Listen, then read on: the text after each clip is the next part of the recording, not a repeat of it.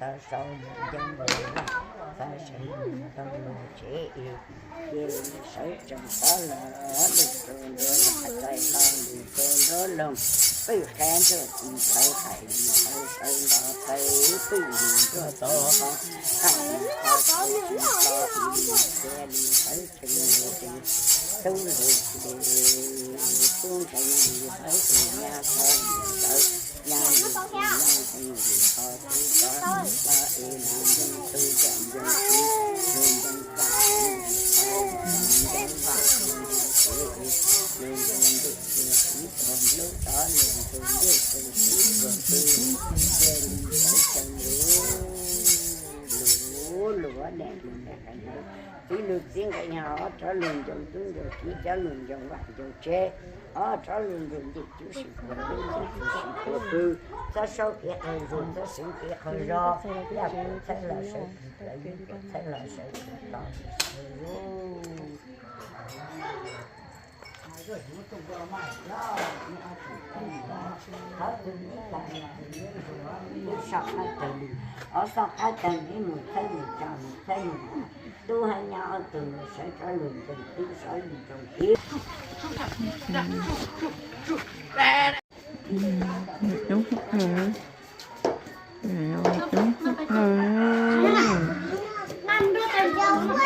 đúng con nó phát nữa à chị có mẹ hả? Có từ mẹ á, cái gì rồi nè. Chị cuồng rồi. Có một tay nữa. Nó chơi cha. Để đây nữa ra. Đây là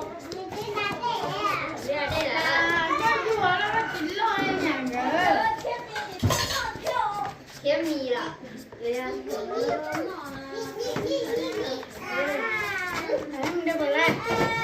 Đây, tô. Đây là. Đây là. Tâm biển. Dạ. Một màn linh hay một của đi lô phải. Là của nó ta lấy là chị cô nắng gầy là thế chị cô mới chẳng gầy này trên mà nên buồn cho bảy vợ để bên chỉ trong hình thế như nó nhưng mà nhìn nụ chị ta su chúng mình nâng nhau thì mới cho mù vợ đưa vợ lấy xìa chỉ cho là lại nên là chị phong chú lọ trong phong xìa chúng chú lọ nữa trâu kia tao đu ha trâu của gió trâu tao đu trâu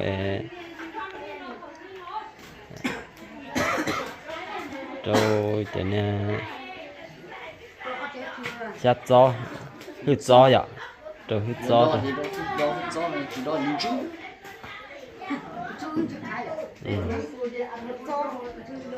chúng mà chú lọ mua na rồi nó nhiều cái ốp phải chú lọ lo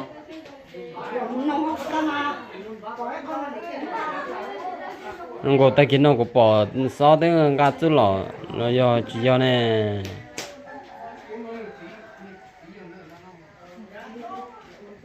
cú nhỏ để lúc ăn thì là những gà chỉ tàu đi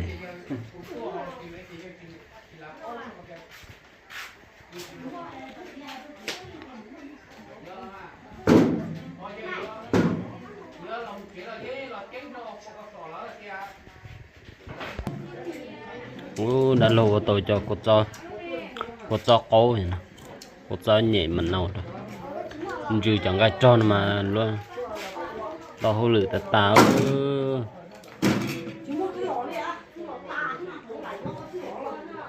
chúng mà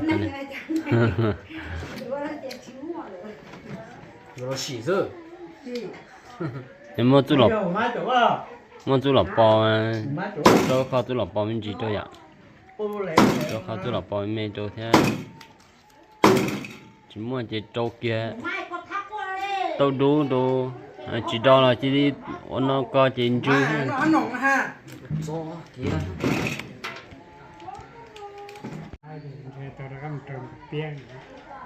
nên là chị cô nắng cái gì thế ở đâu xỉa thế thì cô trâu mở cho nó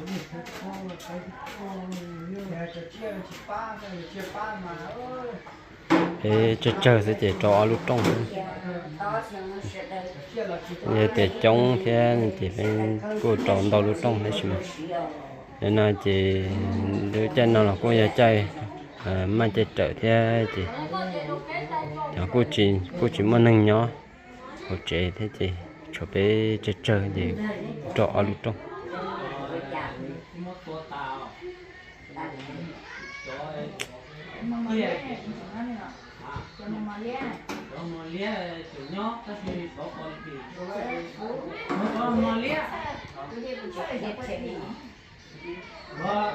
gì tu mà liếc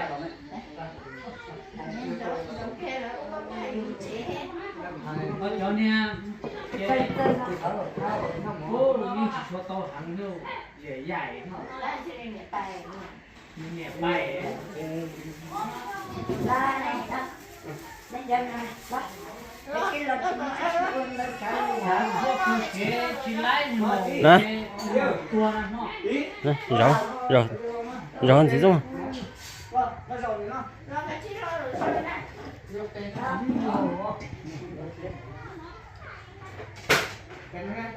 rồi gì không nhà là có tích trong mà có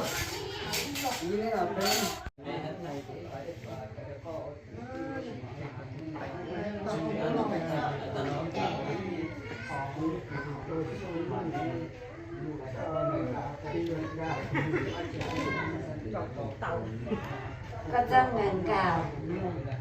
cá liền cho luôn say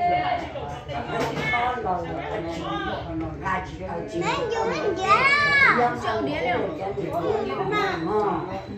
lâu anh chị nó bây giờ hết tội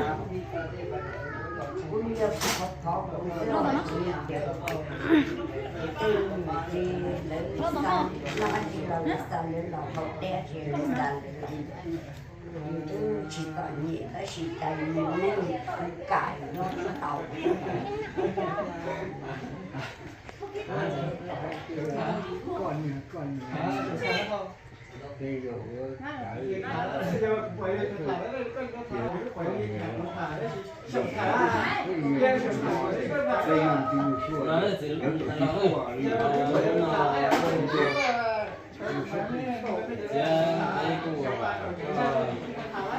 lầu này có chỉ dây có cái ta nâng chỉ dây hay là cũng như một tóc bỏ tóc bông không như thế cái này là có hổ ba hổ chế là nó cũng đặc biệt là cũng đặc biệt là đây thì bảo cũng cái cái tiền sử dụng bây giờ ba bảo tao đi chơi mình do là nhà ít phải mình không để cho có xuống tiền cho có khởi cái làm cho đó thì để cho đi rồi cô bé ba cái tiền sử dụng là mỗi nhà thuê cái chỉ cho nhá thì mà là đủ quá thế cả sản xuất trong mà cho là có chỉ能chỉ dây là được cho sẽ là có sát tụ lúc xe là nên mà sẽ sẽ là những cái chúng mà cảm ơn quá mà thực sự chơi vô là cũng sẽ chơi đi cho chân người luôn có mà cảm ơn nó mà thực sự chơi vô có phải chỉ cho hay chỉ cho xíu và cho hay cho là cô bé chờ cái tiền chỉ tu nhận đang còn có tổ chức tuần chi rồi tiền mua lúa đàn lúa giòn là để tôi phá đập phá giòn nó nơi mà tôi thấy trà tôi thấy mà họ tụi tôi nhá sinh gì mà chúng còn họ nhà sinh ra chỉ phải tôi chỉ sinh chỉ sinh ra chỉ phải chúng tôi nhà sinh ra chỉ tôi nhà cha rồi tụi nhân gia chia chồng tụi nhân làm đô mà còn nhân viên sống sợ mình vô liệt ở mình sống vô liệt họ là trong số trồng chỉ là trồng chỉ nó là trồng ti mà còn như ít tiêu viên phải thôi chứ tính mà còn như nhớ là mình không đang được mình không muốn và chỉ muốn cái tên chỉ muốn cái là đi xuống sao chỉ có cái gì sự chỉ tàu lứa thì bị tên đó rằng tôi đó rồi bị không dễ này bị cướp của sức tay cũng chẳng đó chỉ tàu như ít tiêu viên phải thôi chứ cái tên là mình sinh đứa muốn là phát còn cả không phát còn mình hú nhà bạn đi sinh đàn bạn đi sinh đàn lô sơ từ đó đây nó có và bà con ta nó phải dạy là cô và bà con đi con nào có chữ nên cho những công nhân của tôi có tôi trồng tôi cho tôi là cũng được ý chỉ là cho họ bảo thì lần đơn chúng ta kỹ để cho cả chỉ nhà tiền chỉ biết cho mình nhỏ nhớ ba cả cô có xem luôn tới cái đất của nó cái gì cái là mấy nhà thì cái chỉ cho một gì thì nào thế là con nào có chủ hai nhà lúc gì thế nào nữa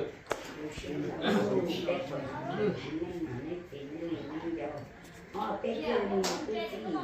tôi hù bé cứ gì không là trồng hai gì là gì của là trồng hồ rau bé chặt hai gì cả số trên hàng tới hồ rau cả số lo cả số là nhát đến gì tiền gì số là nhát tôi gì sẽ khó đi chuột số đấy nhỉ nó cô là cô cái cô là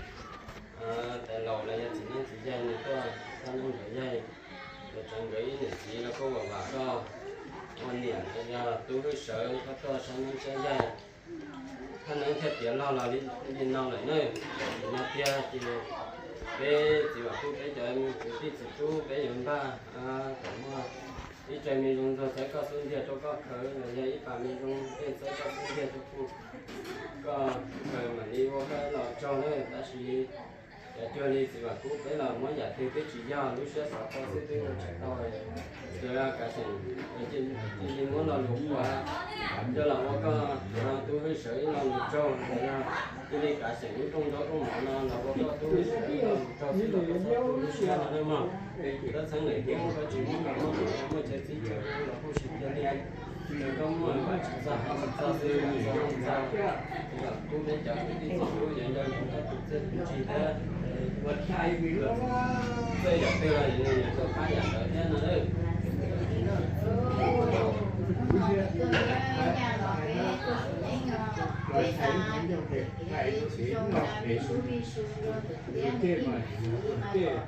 sang một trong những công việc thì nhau nó đi tìm đi nhau lo cái một cô là phá là mấy tiền nó phá là mấy tới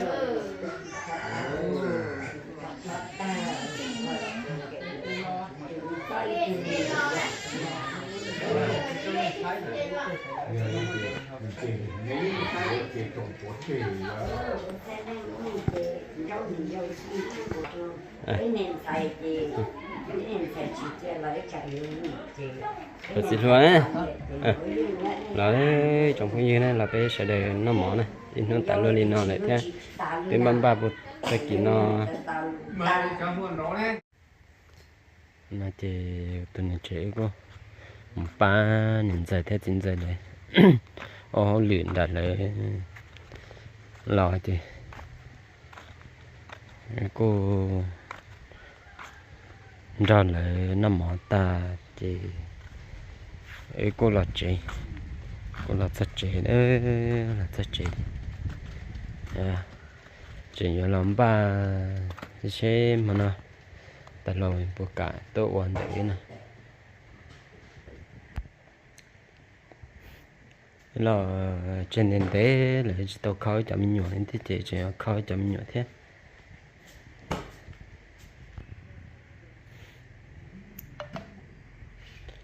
chị con lò sẽ ở những ba lịch chả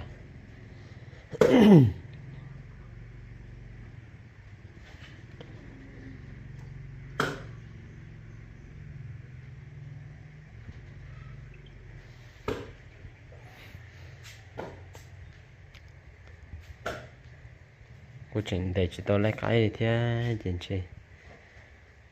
chị sẽ bà hai tay lầu sẽ tay lầu tôi bỏ lại mà nó này trong phần gì sẽ đây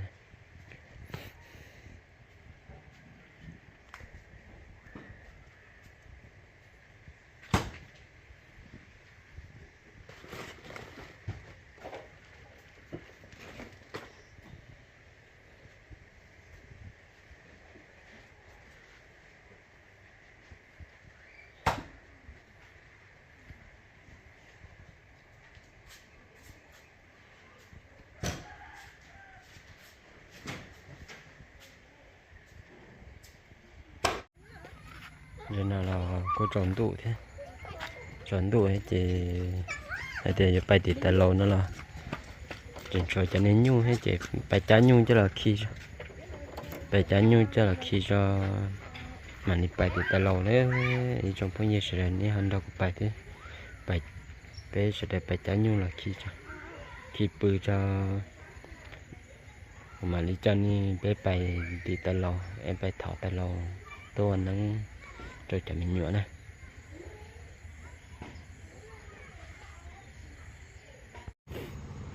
nó chỉ cũng tốt sắc nữa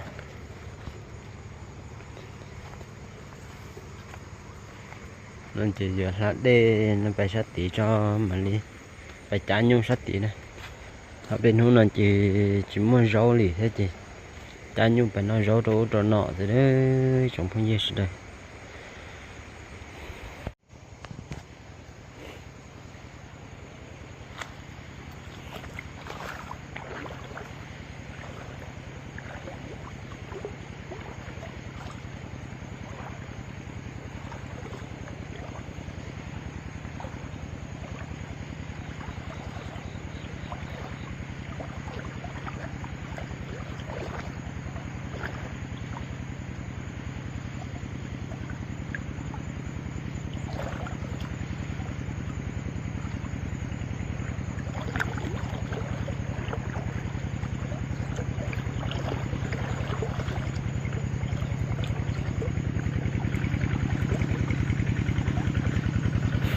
nếu chị nó nhẹ lần gì tệ sẽ chị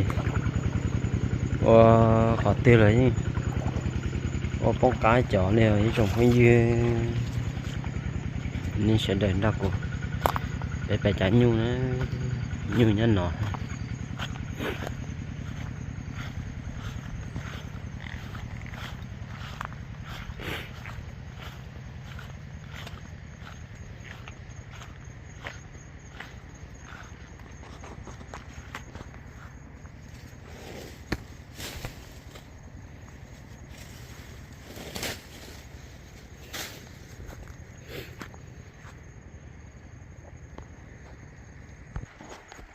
chị ít tuổi của nhỏ hẳn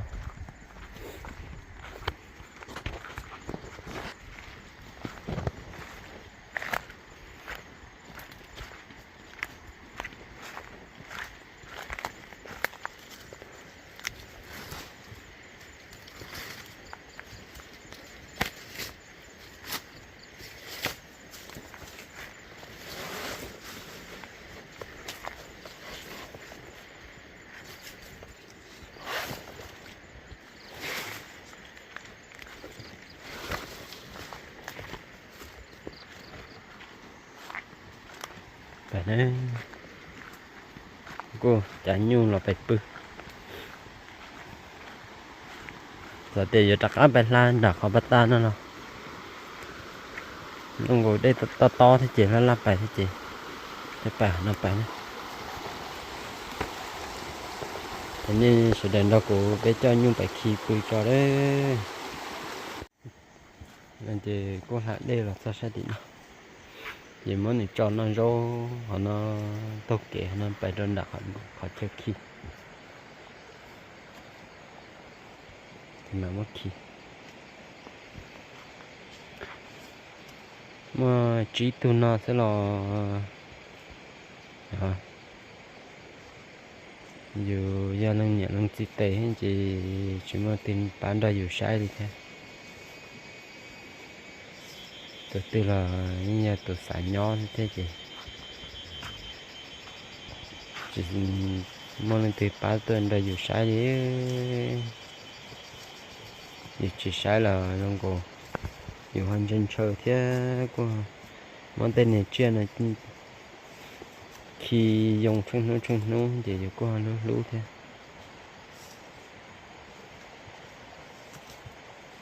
phải mà liền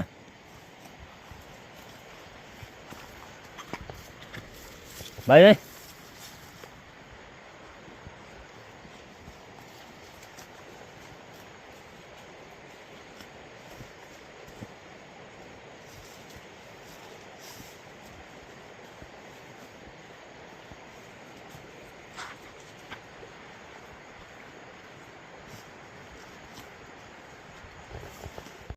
จะยุ่งเจ้าขี้ปื้อเนาะเจ้านี่ไปใช้อาจีเด้อกูรอนะgọi choอาจีนั่นเนาะนั่นไหนช้อนตรงมาเจ้านี่ไปใช้อาจีเนี่ยหนอเลยจุ่มนี่ใช้อาจี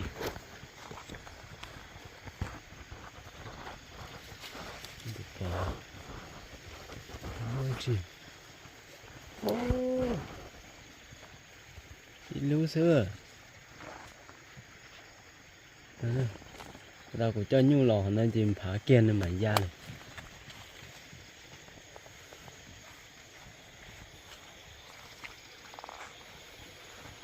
thấy nó quảng đấy chứ nhưng mà chỉ của hắn đấy chứ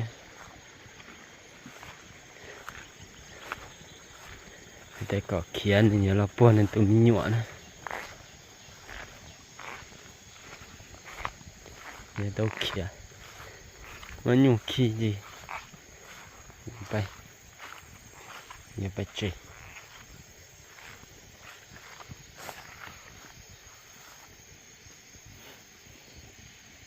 để nó nhung khi hả nó nên chỉ nhung khi ta lại nhung khi ta thì vui là bay chơi phải nó dùng không gì sẽ được đấy bé chéo keo tròn đu lại thì bé chéo keo bé ra cho nhiều bài sẽ bé thỏ sẽ từ lâu mà nó tròn đu sẽ từ lâu bạc của tao tốt nữa như đèn ba chỉ tao nữa là ý tư là cho ta kỳ chân gió mạo nhưng chúng dưới ba tỏ bên hôm nào chỉ tàu ổn nắng này mà giờ phải hôn lụy là giờ phải hôn lụy là không có chơi khó nhân đời khổ sức chúa nhân đời thế thì giờ phải lại là không có cô phải chỉ chân thế không có xe chỉ cả thế thì chỉ bỏ cả ôn ra từ này chọn đu là chị biết sẽ được bạch chế đó